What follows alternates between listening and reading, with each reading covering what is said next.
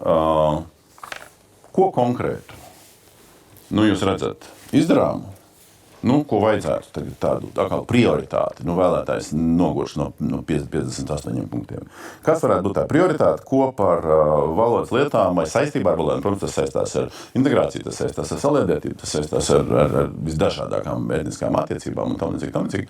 Un drošību.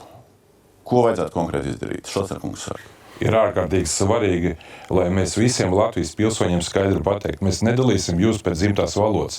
Mums partijai cilvēki, kuriem ir jauktās ģimenes, mama krievieta, tēvs latvietis, Maija Armaņeva, Roberts Žemaits un citi. Apmēram 200,000 cilvēki.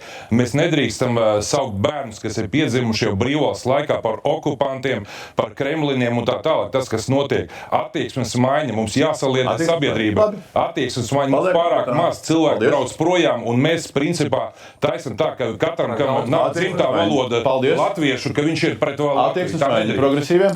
Mēs pirms tam runājām par migrācijas tēmu, un mēs redzam, ka Latvijā ir cilvēki, kas iebrauc, studenti, arī darbinieki, strādnieki.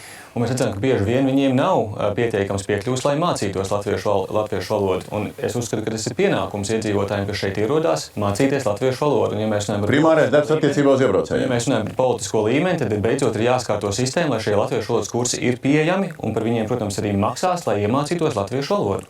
Paldies, Butārkungs. Jānodrošina to, ka skolās uzsākties kursi tiešām de facto arī izglītība notiek valsts valodā un prieks, ka izglītības zinātnes ministrija tam seko rūpīgi līdzi.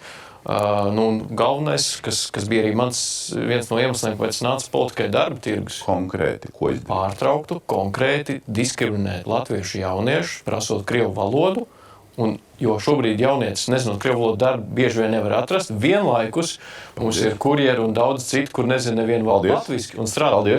Tas nav pieņemams. Man liekas, ka šis ir ļoti, ļoti liels jautājums. Ir uzsākta skolu reforma un bijušajās mazākuma tautību skolās iet dažās vietās kā pa celmiem, un šeit ir ļoti daudz jāstrādā pie šīs izglītības kvalitātes, lai tiešām bērni beidzot skolu ļoti labi spētu runāt. Bet kaut kas konkrēts, ko darīt vēl?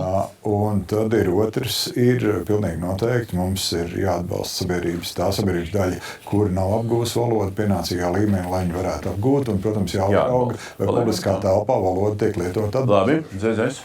Saeimas lēmumu kvalitatīva izpilda, un tā, manuprāt, šobrīd lielākā problēma šīm reformām tieši izglītības sistēmā nesako līdz pietiekoši atbalsts no izglītības ministrijas un no dažādiem atbalsta personāla, lai tiešām šīs pārmaiņas izglītības sistēmā. Stingrāk sakot līdz vienkārši?